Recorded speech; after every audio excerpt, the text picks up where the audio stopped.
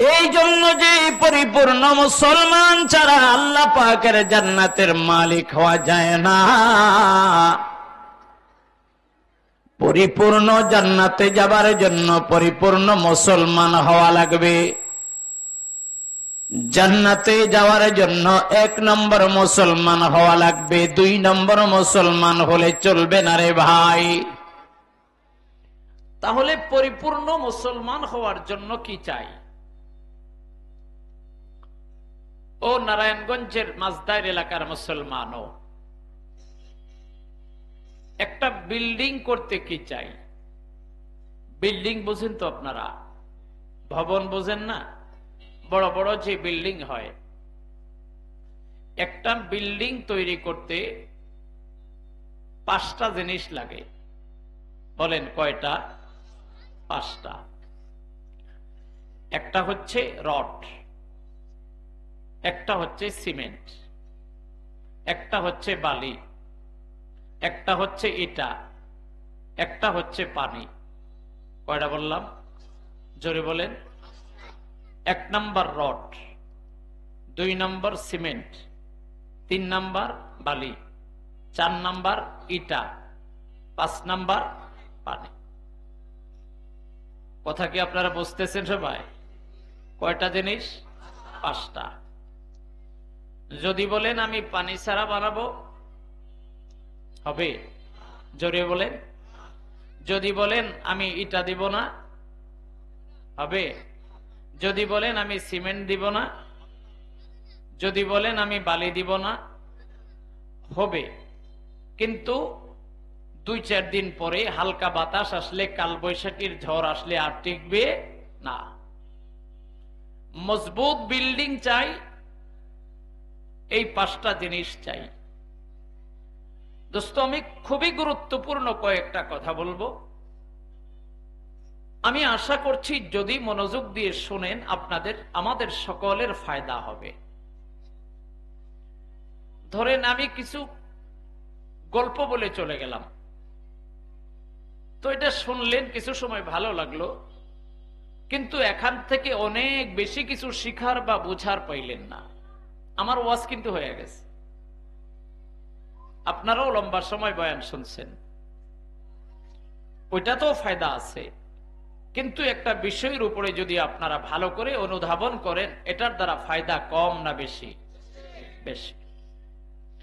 তাহলে বলেন, একটা মজবুত বিল্ডিং এর জন্য কয়টা জিনিস চাই? 5টা। আমার এই দৃষ্টান্ত এবং উপমাটা একটু মনে রাখবেন, তাহলে আয়াতের ব্যাখ্যা আপনাদের বোঝা বড় সহজ হবে। একটা মজবুত বিল্ডিং এর জন্য 5টা জিনিস চাই। 1 নাম্বার হলো রড। বলেন, 1 নাম্বার রড। রড চিনেন তো? লোহা। 2 নম্বর হচ্ছে সিমেন্ট, 2 নম্বর, 3 নম্বর বালি, 4 নম্বর ইটা, 5 নম্বর পানি। এই 5টার যদি বালি না দেন, বিল্ডিং কিন্তু হবে, মজবুত হবে না। সিমেন্ট যদি না দেন, কোন রকম করে যেতে পারবেন, কিন্তু লাস্টিং করবে না। তাহলে পরিপূর্ণ এবং মজবুত একটা বিল্ডিং বা ভবনের জন্য 5টা জিনিস চাই। এর ভিতরে একটা না দিলে অসম্পূর্ণ, 2টা না দিলে আরো বেশি অসম্পূর্ণ, 3টা না দিলে আরো বেশি অসম্পূর্ণ, 4টা না দিলে তো বিল্ডিং এ হবে না। এটা বোঝার জন্য, এটা কেমন বিল্ডিং হবে, এই 5টা জিনিসের কোনো একটা যদি না থাকে, এটা কেমন বিল্ডিং হবে, এটা বোঝার জন্য মাআরিফে মসনবীতে একটা দৃষ্টান্ত আসছে। মাআরিফে মসনবীতে বর্বর যুগের একজন মানুষ ছবি অঙ্কনকারীর কাছে গিয়ে বলছে, ভাই আমার কাছে বাঘ বড় ভালো লাগে, তো আমি এই চিড়িয়াখানায় আর কয়দিন টিকিট দিয়া বাঘ দেখবো, তার চেয়ে কাজ করেন আমার হাতে বা পেটের ভিতরে একটা বাঘের ছবি সুন্দর করে অঙ্কন করে দেন। তো কয় ঠিক আছে তুই শো। তো শোয়ার পরে সুই একটা আগুনের মতো গরম কইরা পেটের ভিতরে লাগাই দিছে। আচ্ছা, গরম সুইটা পেটে লাগাই দিলে কিরম মজা লাগে? কি ভাই, মজা না কষ্ট? কষ্ট। ও চিৎকার করে কয়, এ ব্যাককর, কি বানাস? কয় আমি বাঘের লেজ বানাই। কই বাঘের লেজ বানাইতে এত কষ্ট? মাগো মা, আচ্ছা তুই লেজ লাগতো না, লেজ ছাড়া বানাইয়া দে। ঠিক আছে। আবার সুই লাগাইয়া আগুনের মতো গরম করে দিছে পেটে লাগাইয়া, টান দিছে, পরে চিৎকার করে কয়, এ জালেমের ঘরে জালেম, কি বানাস? কয় আমি বাঘের মাথা বানাই। কয় মাথা বানাইতে এত কষ্ট? মাগো মা, আচ্ছা তুই মাথা ছাড়া দেখ পারস নেই। ঠিক আছে। আবার সুই গরম করে লাগাইছে পেটে, আবার চিৎকার করে কয় আমার যেমন লেজ লাগবে, মাথা লাগবে, পেট লাগবে, বডি লাগবে, ফের বাঘ হবে, তদ্রূপ একটা বিল্ডিং তৈরি করতে গেলে পানি লাগবে, তারপরে রড লাগবে, সিমেন্ট লাগবে, বালি লাগবে, ইটা লাগবে, এই 5টা জিনিস লাগবে। একটা যদি কম হয় ওই বিল্ডিং এর কোনোদিন মজবুত হয় না।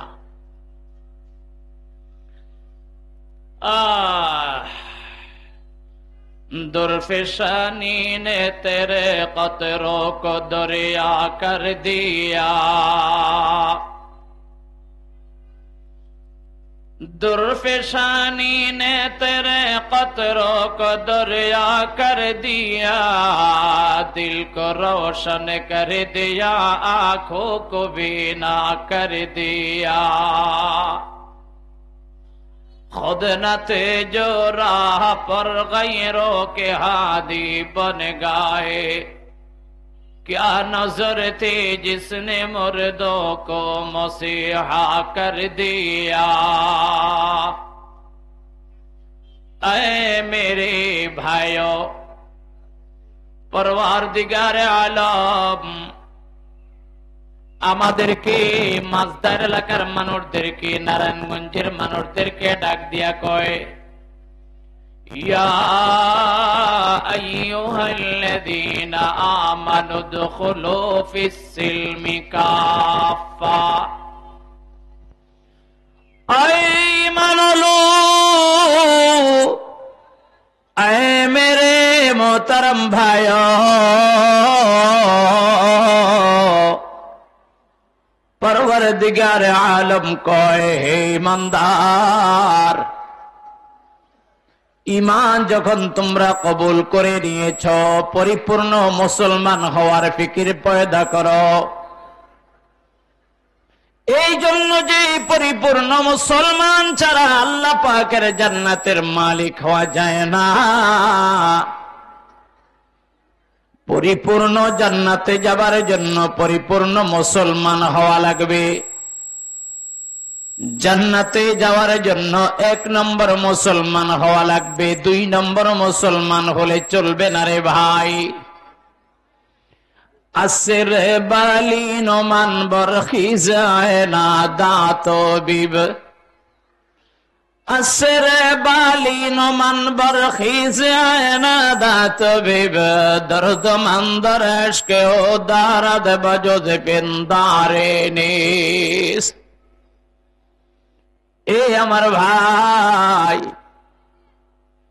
আল্লাহ পাক পরওয়ারদিগার আলম কয়, যদি কবরের আযাব থেকে নাজাত পাওয়ার জন্য তোমার ফিকির হয়, যদি হাসরের ময়দানের কষ্ট থেকে নাজাত পাওয়ার ফিকির থাকে, যদি মিজানে নেকের পাল্লা আমল দিয়ে ভারী করার ফিকির থাকে, যদি পলসে রাতের লম্বা ব্রিজটা বিদ্যুৎ গতিতে তোমার পার হওয়ার ফিকির থাকে, আমার কাছে একটা রাস্তা, ওয়ালা তামুতুন্না ইল্লা ওয়া আনতুম মুসলিমুন। আল্লাহ পাক পরওয়ারদিগার আলম বলেন, লাগবে তোমাদের, মরার বিকল্প নাই। আজ হোক কাল হোক তোমাদেরকে মরা লাগবে, মরার থেকে পলায়ন করার কোনো জায়গা নাই। যেহেতু তোমাদেরকে মৃত্যুবরণ করা লাগবে, এই জন্য ওয়ালা তামুতুন্না ইল্লা ওয়া আনতুম মুসলিমুন, मरना ही तो है, इसलिए मुसलमान बन के मरो, मुसलमान हो के मरो। ए मेरे मोहतरम भाइयों, দুনিয়ার মধ্যে সবচেয়ে বড় পদ পদবীর নাম মুসলমান। আওয়াজ দিয়া বলেন কি? আরো জোরে বলেন। রব্বানা ওয়াজআলনা মুসলিমাইনি লাকা ওয়া মিন যুররিয়্যাতিনা উম্মাতাম মুসলিমাতাল লাক। ऐ हमारे परवरदिगार आलम, মুসলিম জাতির আব্বা, আমাদের তোমাদের মুসলিম উম্মার আব্বা পয়গম্বর ইব্রাহিম আলা নবীনা ওয়া আলাইহিস সালাতু ওয়াস সালাম বলেন, রব্বানা ওয়াজআলনা, ऐ हमारा परवरदिगार, रब्बना वजअलना मुस्लिमाइन लका, हे अल्लाह আমরা বাপ বেটা দুইজনকে মুসলমান বানান। আয় আল্লাহ আমাদের দুইজনকে কামিল মুসলমান বানান। আয় আল্লাহ আমাদেরকে পরিপূর্ণ আপনার তাবেদার বানান। আয় আল্লাহ আমাদের দুইজনকে আপনি পরিপূর্ণ ফরমাদার বানান। রব্বানা ওয়াজআলনা মুসলিমাইনি লাকা ওয়া মিন যুররিয়্যাতিনা। এত বড় নবী ফের আল্লাহ তাআলার কাছে কয়, আল্লাহ আমাদেরকে মুসলমান বানান। সুবহানাল্লাহ বলেন আরো জোরে। তাইলে উনি কি মুসলমান না? কি ভাই মুসলমান না? মুসলমান তো 100%। আরো কড়া মুসলমান হওয়ার জন্য, পরিপূর্ণ তাবেদার হওয়ার জন্য, পরিপূর্ণ ফরমাদার বলার জন্য, পরিপূর্ণ পুঙ্খানুরূপে আল্লাহর গোলামি করার তৌফিক চেয়ে আমার আব্বা, আপনার আব্বা, মুসলিম উম্মার আব্বা আব্বাজান ইব্রাহিম আল্লাহর কাছে দোয়া করে, আল্লাহ আমাকে, আমার বেটা ইসমাইলকে, আমাদের দুইজনকে দুনিয়ার জগৎ বিখ্যাত শ্রেষ্ঠ মুসলমানের উপাধিতে ভূষিত করেন। বোঝা গেল মুসলমান অনেক বড় পদ, মুসলমান হওয়া বড় কঠিন। তো দোস্ত আমি বলছিলাম বিল্ডিং বানাইতে কয়টা জিনিস যেন? 5টা। পরিপূর্ণ মুসলমান হওয়ার জন্য 5টা বৈশিষ্ট্য থাকা চাই। কয়টা? আরো জোরে বলেন কয়টা? ও দোস্ত, বিল্ডিং এর জন্য যেমন 5টা জিনিসের প্রয়োজন, একজন খাঁটি পরিপূর্ণ মুসলমানের জন্য 5টা জিনিসের প্রয়োজন। এই 5টার ভিতরে একটা যদি না থাকে, অথবা একটা যদি কমে যায়, অথবা 2টা যদি না হয়, 2টা যদি কমে যায়, বোঝা গেল সেই লোকটা 1 নম্বর মুসলমান হতে পারে নাই। 1 নম্বর মুসলমান হতে পারে নাই। আমাদের বাংলাদেশে শতকরা 95% মুসলমান, ঘরে ঘরে মুসলমান, কিন্তু ইমানের নিত্যিতে দাড়ি পাল্লাতে যদি ওজন করা হয়, ইয়া আইয়ুহাল্লাযীনা আমানু, ইয়া আইয়ুহাল্লাযীনা আমানু আমিনু কামা আমানান নাস। এই দুনিয়ার ইমানদারেরা, মন গড়া ঈমান আনলে কাম হবে না। মন গড়া মুসলমান হলে কাম হবে না। আমিনু কামা আমানান নাস। সাহাবায়ে কেরামের ঈমানের মতো যদি তোমার ঈমান না হয়, সাহাবায়ে কেরামের ঈমানের রঙে যদি তোমার ঈমানের রং না ধরে, সাহাবায়ে কেরামের মতো পাকা ঈমানওয়ালা যদি তোমাদের না হয়, তবে এই ঈমানের সামনে যে কঠিন মুসিবত আসতেছে, এই মুসিবতের সময়ে যখন নাকি আটলান্টিক মহাসাগরে উত্তাল তরঙ্গমালা আরম্ভ হয়ে যাবে, ও দোস্ত, তোমার ঈমানের বৈঠা, তোমার ঈমানের পাওয়ার কিন্তু দুর্বল হওয়ার কারণে আটলান্টিক মহাসাগর পাড়ি দিয়া তুমি ওই পারে গিয়া জান্নাতে যাইতে পারবা না। জোরে বলো ঠিক কিনা? এই জন্য আল্লাহ তাআলা বলেন, পরিপূর্ণ মুসলমান হও। পরিপূর্ণ মুসলমান হওয়ার জন্য 5টা জিনিস চাই। আওয়াজ দিয়ে বলেন কয়টা? মুসলমানের 1 নম্বর জিনিস আকায়েদে সহিহা। মুসলমানের 2 নম্বর জিনিস ইবাদতে সহিহা। মুসলমানের 3 নম্বর জিনিস মুআমালাতে সহিহা। পরিপূর্ণ মুসলমান হওয়ার জন্য 5টা জিনিস চাই। 1 নম্বর, তোমার আকীদা দুরুস্ত হওয়া লাগবে। 1 নম্বর তোমার আকীদা, ঈমান সংশ্লিষ্ট যতগুলো বিষয় আছে, বিশ্বাসের বিষয়, এই বিষয়গুলো তোমার বিশুদ্ধভাবে আকীদা স্থাপন করা লাগবে রে ভাই। ও ভাই রে, বাদ বাকি 4টা অংশ আমরা আপাতত রেখে দেই।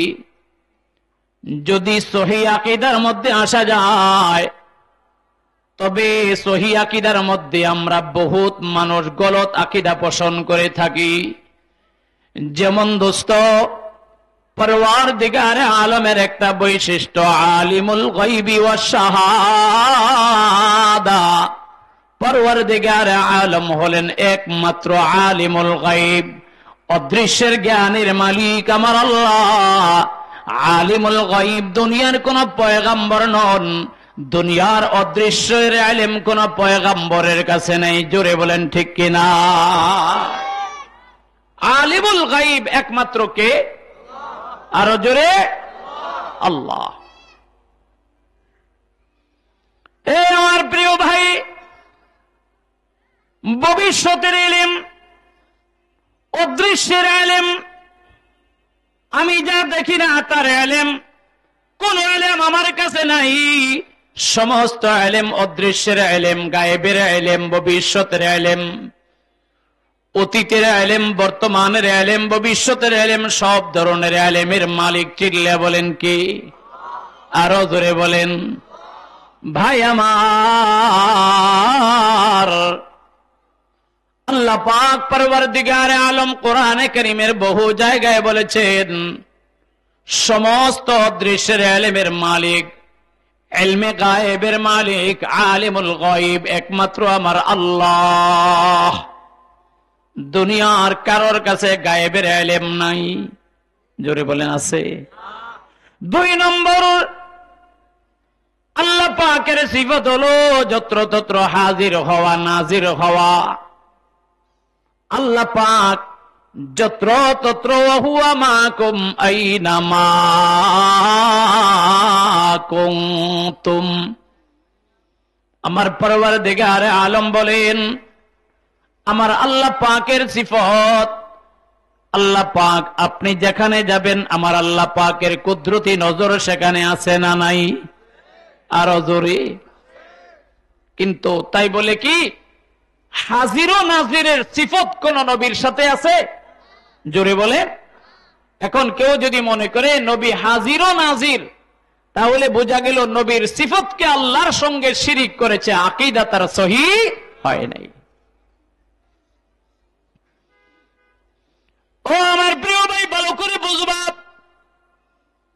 ভবিষ্যতের ইলম আল্লাহ পাকের কাছে।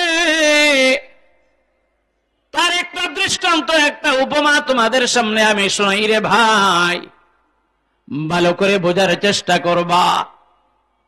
হাদিস শরীফের মধ্যে আমার পয়গম্বরে দো আলম বলেছেন,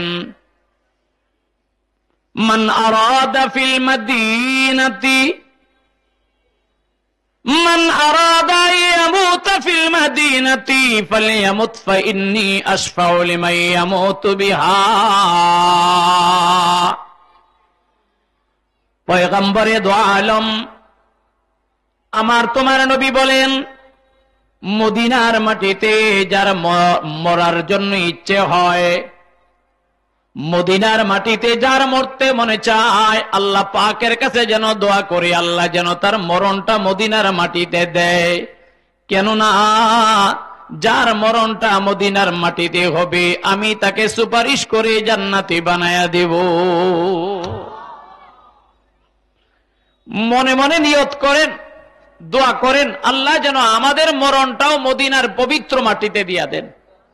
আরো জোরে কোন আমিন। ভয় পাইলেন আপনারা?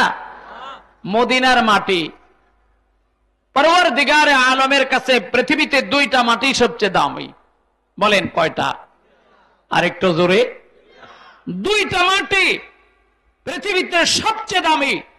এক হচ্ছে পবিত্র কাবা শরীফ, যেই মাটিতে নির্মাণ, এই বাইতুল্লাহ শরীফের নিচের অংশের যে মাটিটা, আর সরকারে দো আলম হাবিবে কিবরিয়া নবিয়ে দো জাহা রাহমাতুল লিল আলামিন, আমাদের মধ্যনবী, মধ্যমণি, আমাদের কলিজার টুকরা, আমাদের প্রিয় লিডার, আমাদের প্রিয় রাহবর, আমাদের প্রিয় মুর্শিদ, আমাদের প্রিয় মুরব্বী, আমাদের প্রিয় নেতা, সবাই একসাথে বলেন মুহাম্মাদুর রাসূলুল্লাহ সাল্লাল্লাহু আলাইহি ওয়াসাল্লাম যেই রওজে আকদাসে তিনি আরাম করতেছেন, সরকারে দো আলমের এই রওজে আকদাসের মাটি আর কাবা শরীফের মাটি আল্লাহ পাকের কাছে আরশে আজিমের মতো দামি।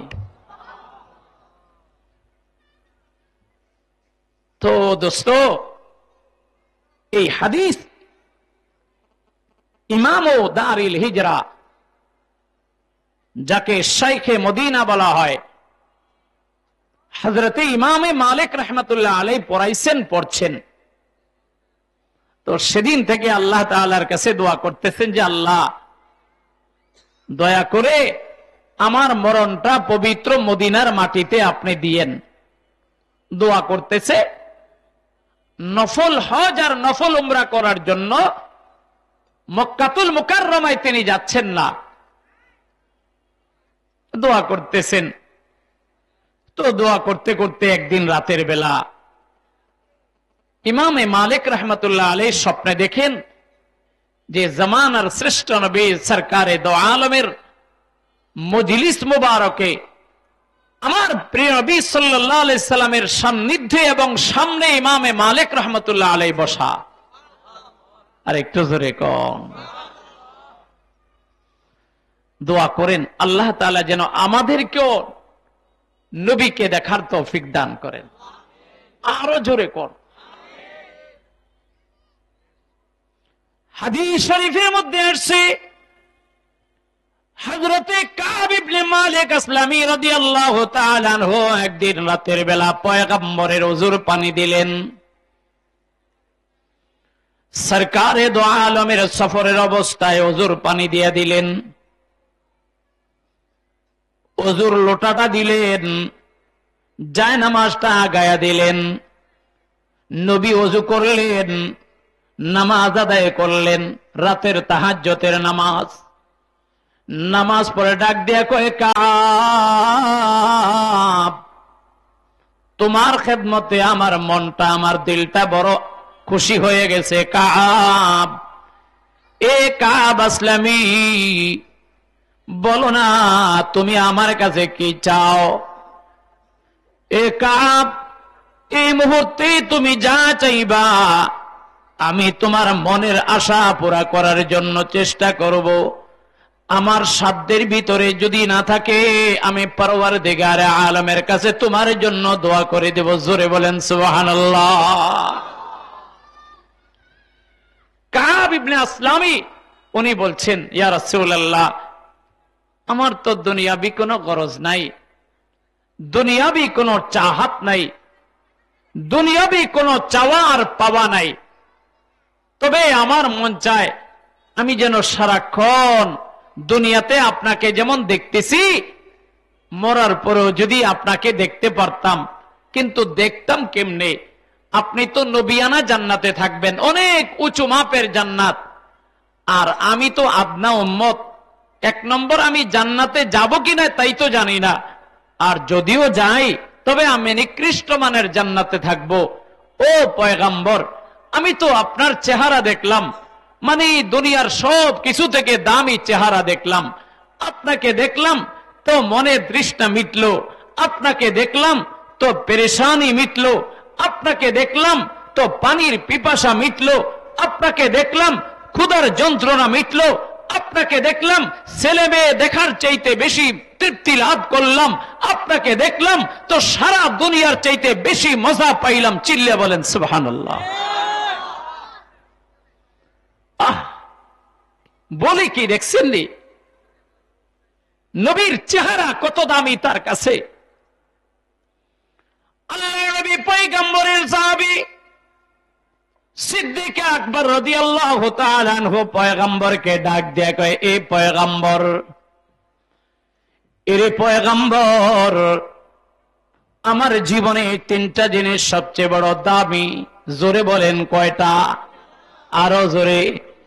হযরতে আবু বকর ডাক দিয়ে কয়, পয়গম্বর, আমার কাছে আমার জীবনে তিনটা জিনিস বড় দামি। এই তিনটা জিনিসের মধ্যে এক নম্বর দামি জিনিসের নাম আপনার চেহারা। दीदारे खुदा जलवाए अहमद के नजर में किया ईद का दिन अरसे महशर है हमारा, किया ईद का दिन अरसे महशर है हमारा। ও পয়গম্বর, আপনার চেহারা আমার কাছে বড় দামি। দুই নম্বর আমার কাছে দামি আমার মেয়ে আয়েশাকে আপনার কাছে পাত্রস্থ করা। তিন নম্বর আমার কাছে দামি আমার মাল ও দৌলত সব আপনার হাতে সুপর্দ করা। আর জোরে কও। কাব আসলামী নবীকে ডাক দিয়া কয়, ও পয়গম্বর, দুনিয়াতে আপনার চেহারা দেখে মজা পাইলাম, মরার পরে দেখবো কিনা? নবী ডাক দিয়ে কয়, এ কাব আসলামী, দুনিয়ায় আমাকে যেমন দেখেছ রে, মরার পরে যদি আমাকে দেখতে চাও, এরে কাব, তাহলে তুমি আমাকে দেখার জন্য তুমি সাহায্য করবা কেমনে? বিকাসরাতে সুজুদ, বেশি বেশি নামাজ পড়বা, বেশি বেশি সেজদা করবা। বেশি বেশি নামাজ যারা পড়ে দুনিয়ায় যদি দেখা নাও হয়, জান্নাতে বারবার তার সঙ্গে আমার দেখা হয়ে যাবে। বলছিলাম ইমাম মালিকের কথা। নবীর সামনে বসা হঠাৎ করে চিন্তা করছে, খাইছে রে, আমি তো মনে মনে যে একটা আবেগ, মনে মনে যে ইচ্ছা যে আমি মক্কায় যাই না, মদিনায় থাকি, মদিনায় মরার জন্য। আচ্ছা, নবীর কাছে একটু জিজ্ঞাসা করি আমার মরার দিন আর কয়টা বাকি আছে। নবী যদি বলে 6 মাস আছে, তা আমি মাঝখানে একটা উমরা করে আসব। যদি বলে 1 বছর বাকি আছে, একটা হজ করে আসব। তো নবীর কাছে জিজ্ঞাসা করতেছে, নবী একটু বলে দিবেন যে আমার হায়াতে জিন্দেগির আর কয়টা দিন বাকি, আমার জীবনের আর কয়দিন বাকি আছে, এটা একটু বলবেন। আল্লাহর নবীর এমন প্রশ্ন করা হয়, আল্লাহর নবী মৌখিক ভাবে জবাব না দিয়া 5টা আঙ্গুল উঁচু করে ডাক দেয়া কয়, এ ইমামে মালিক, এ ইমাম দারিল হিজরা, তোমার প্রশ্নের উত্তর আমার 5 আঙ্গুলের ভিতরে নিহিত। চিল্লে বলেন মারহাবা।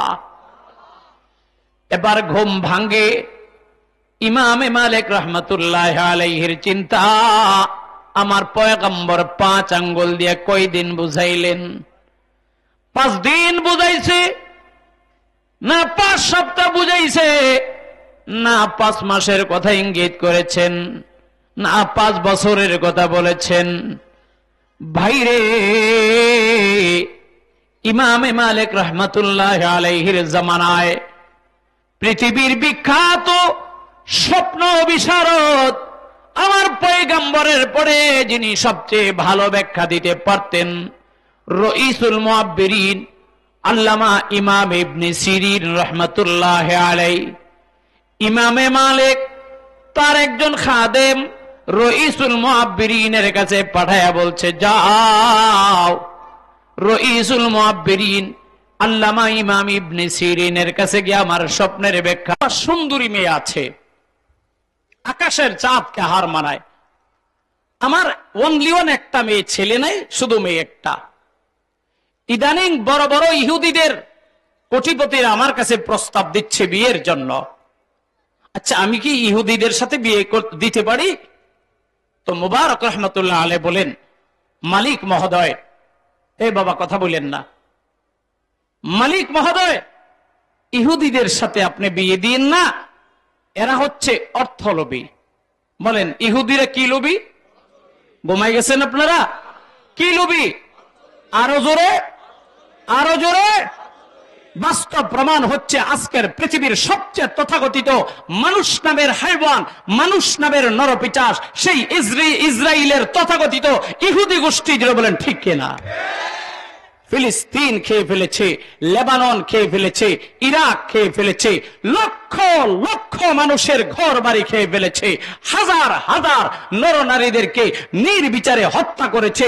ইহুদি জাত, বর্বর জাত, ইহুদি জাত, নরপিচাসের জাত, ইহুদি জাত, হাইওয়ান আর জানোয়ারের জাত। জোরে বলেন ঠিক কিনা? মালিক মহোদয়, আজকের জমানায় ইহুদি যারা আছে তাদের সঙ্গে আপনি মেয়ে বিয়ে দিলে সুখ পাবেন না, কারণ এরা হচ্ছে অর্থলোভী। 2 দিন পর পরে আপনার কাছে যৌতুকের টাকা চাইব।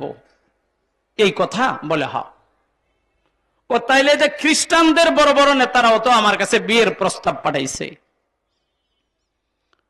বলতেছে, মালিক মহোদয়, যদি কিছু মনে না করেন, আমার অভিজ্ঞতা আছে খ্রিস্টানদের ব্যাপারে, এরা হচ্ছে নারী লোভী। বলেন, এরা কি লোভী? ইহুদি জাত হলো অর্থলোভী, আর খ্রিস্টান জাত হলো নারী লোভী। আপনার মেয়েকে বিয়ে করার পরে 2-4-6 মাস ভোগ করে, আবার যেই জিনিস 6 মাস ভোগ করে সেই জিনিস পুরান, সেই জিনিস আর চলে না, আবার নতুন মাল সাপ্লাই করো। এবার একটা চিন্তার চেতনা এদের ভিতরে কাজ করে, এদের মন ও মেজাজ আর চতুষ্পদ হাইওয়ান আর জানোয়ারের মেজাজ একই রকম হয়ে থাকে। যেটা বলেন ঠিক কিনা? তাহলে ইহুদিও বাদ গেল, খ্রিস্টানও বাদ গেল। মালিক, তুর্কি মালিক বিষয়টা গভীরভাবে চিন্তা করলেন। তো বলতেছে, তাহলে মেয়েটা কার কাছে বিয়ে দেব? মুবারক ডাক দিয়ে বলে, ও মালিক মহোদয়, আমি আপনাকে বলতে পারবো না আপনি কার কাছে বিয়ে দিবেন, তবে আমি এতটুকুন আপনাকে পরামর্শ দিতে চাই। একজন মুসলমান, একটা মুসলিম পরিবারের ছেলে মুসলমানের কাছে যদি আপনার মেয়েটা বিয়ে দেন, আমি আল্লাহর কসম করে বলতে পারি, দুনিয়া তো সুখের জিন্দেগি যাপন করবে, আর মরার পরে আপনার মেয়ে জান্নাতে চলে যাবে। একটা মুসলমানের কাছে দেন। তুর্কি মালিক বিষয়টাকে গবেষণা করলেন, অ্যানালাইসিস করলেন, বিবির সঙ্গে পরামর্শ করলেন। বিবি ডাক দিয়ে কয়, ও স্বামী রে, আমার মেয়ের টাকা চাই না, বাড়ি চাই না, গাড়ি চাই না, আমাদের টাকার অভাব নাই, আমাদের বাড়ির অভাব নাই, আমাদের সম্পদের অভাব নাই। আমরা চাই আল্লাহর দুনিয়ায় একজন খাঁটি মুসলমান পাওয়ার জন্য। একজন খাঁটি মুসলমান চাই। সুবহানাল্লাহ পড়েন, আরো জোরে পড়েন। কারণ মুসলমানের কাছে বিয়ে হলে আমার মেয়ের সুখ হবে কি হবে না? আরো জোরে বলতে হবে। ও আমার প্রিয় ভাই, হাকিমুল উম্মত মুজাদ্দিদে মিল্লাত থানবী রাহমাতুল্লাহ আলাইহি চমৎকার একটা কথা লিখছেন। এক দেশের এক বাদশা, তার মেয়ের বিয়ে হয়েছে আর এক দেশের বাদশার ছেলের সঙ্গে। বাদশার মেয়ে আরেক বাদশার ছেলের সঙ্গে বিয়ে হয়। বাদশার ছেলে শাহজাদা নিজের বৌমাকে নিয়ে, নিজের বউকে নিয়ে না বাড়িতে রওনা। রাস্তার মধ্যে কালবৈশাখী ঝড়ের তাণ্ডব শুরু হয়ে গেছে। এমন কালবৈশাখী ঝড়ের তাণ্ডব, গাছ গাছালি ভেঙ্গে চুরে, ঘর বাড়ি ভেঙ্গে চুরে একাকার হয়ে গেছে, চুরমার হয়ে গেছে।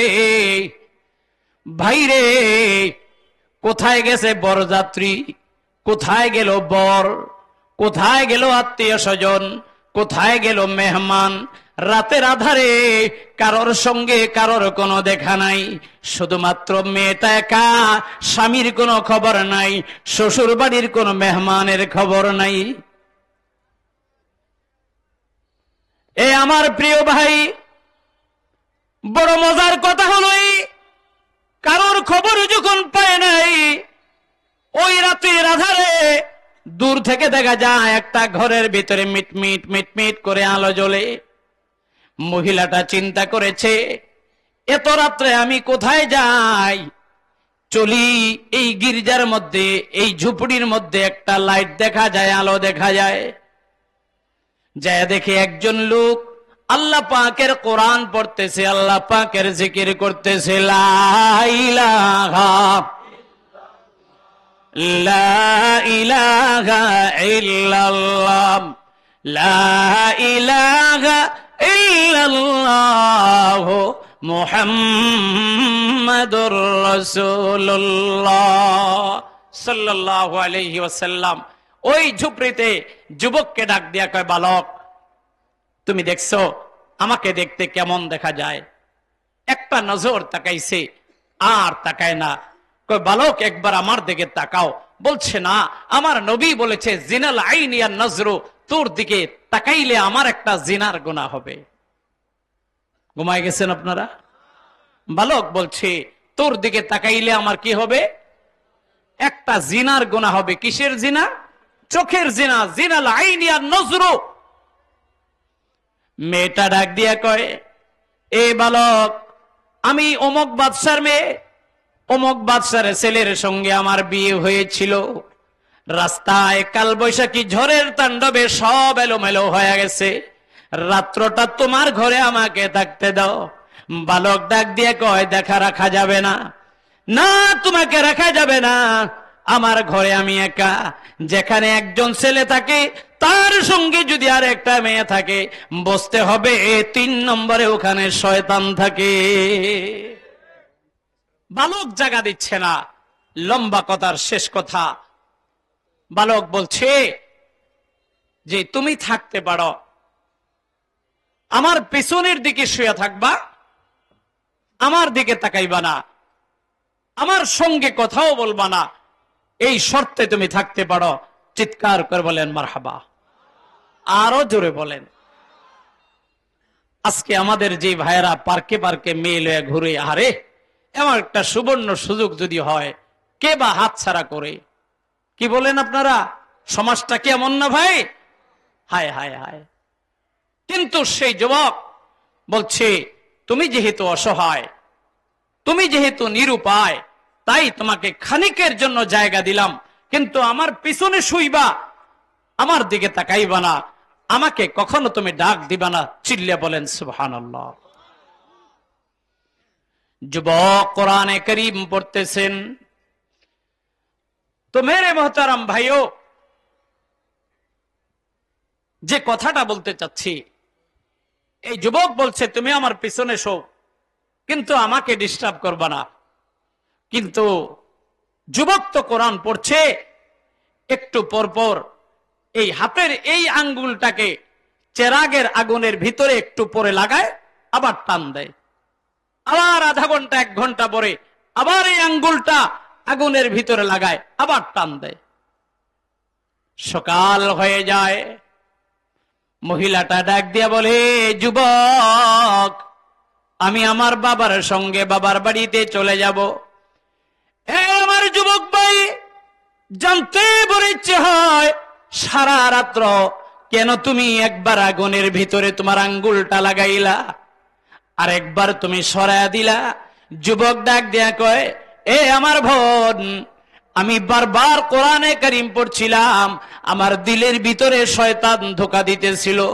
এ যুবক, একটা বার এই মেয়েটার দিকে তাকা, একটা বার মেয়েটার গায়ে স্পর্শ কর।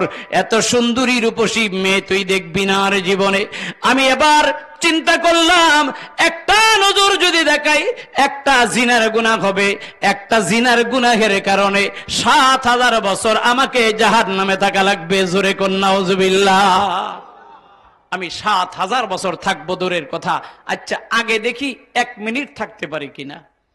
দেখলাম যে ১ মিনিট তো দূরের কথা, ১ সেকেন্ডও তো আমি আগুনে রাখতে পারি না। তো তাও তো এটা জাহান্নামের আগুন নয়, এই আগুনের চাইতে আমরা যে আগুনটা দিয়ে রান্না করি এটা আগুনে না, জাহান্নামের আগুনের তুলনায় এটা হচ্ছে বরফ। এই আগুনের চাইতে ৭০ গুণ বেশি তাপমাত্রা হবে জাহান্নামের আগুন। তো দুনিয়ার আগুনে ১ সেকেন্ড রাখতে পারি না, তো ফের জাহান্নামের আগুনে ৭,০০০ বছর জ্বলবো কি করে?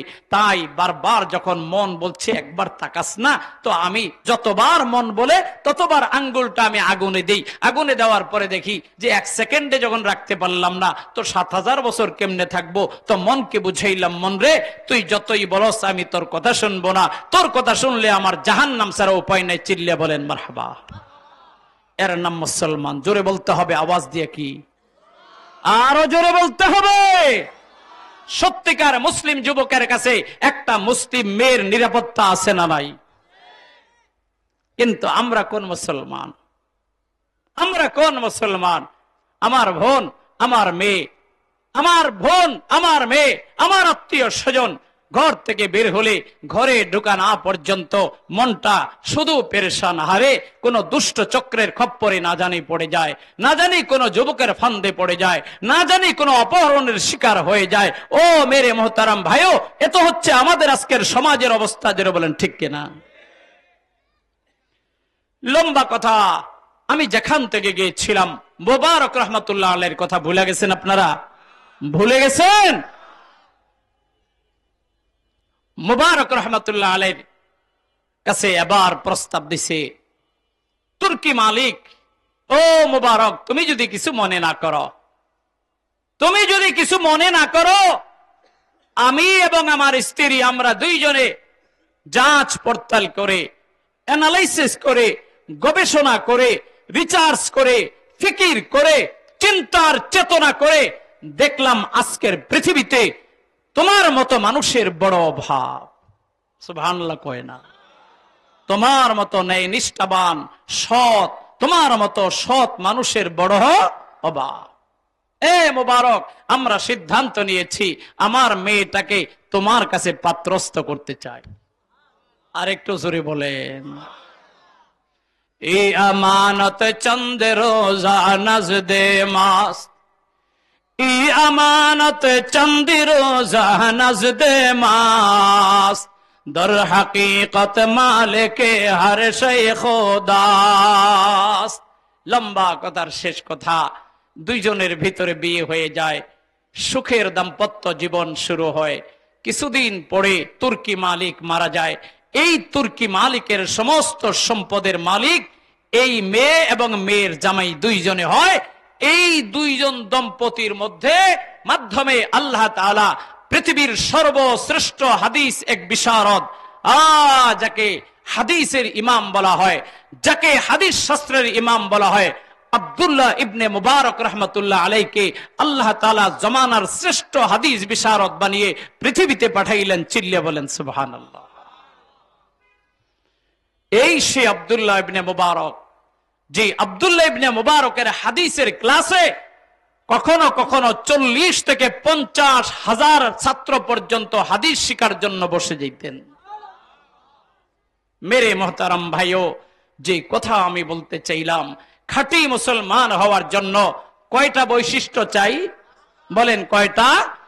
1 নম্বর বিশুদ্ধ আকীদা, 2 নম্বর বিশুদ্ধ ইবাদত, এই ইবাদতের ভিতরে আলোচনা করতে গিয়ে আমি বলেছি, আমরা শুধু রোজার, নামাজ, হজ আর যাকাত, সালাম আর তেলাওয়াত, জিকির আর শুকুর এগুলিকে ইবাদত মনে করি, কিন্তু সুদ মুক্ত জিন্দেগি, ঘুষ মুক্ত জিন্দেগি, অন্যায় মুক্ত জিন্দেগি, অত্যাচার মুক্ত জিন্দেগি, জুলুম মুক্ত জিন্দেগি, ন্যায় পরায়ণতার জিন্দেগি, এটাও যে ইবাদতের জিন্দেগি, এটা আমাদের খেয়াল নাই। এই প্রসঙ্গে আমি আমানতদারের উপরে কথাগুলো বললাম। আল্লাহ আমাদেরকে বুঝার তৌফিক দান করেন। আরো জোরে বলেন। তো দোস্ত, আমি যে কথা বলতে চাইছি, এই পৃথিবীর শ্রেষ্ঠ জাত হলো মুসলমান। আমরা সত্যিকার শ্রেষ্ঠ জাত, শ্রেষ্ঠ হয়ে বাঁচতে চাই, শ্রেষ্ঠ হয়ে থাকতে চাই। চিল্লা বলেন আমিন।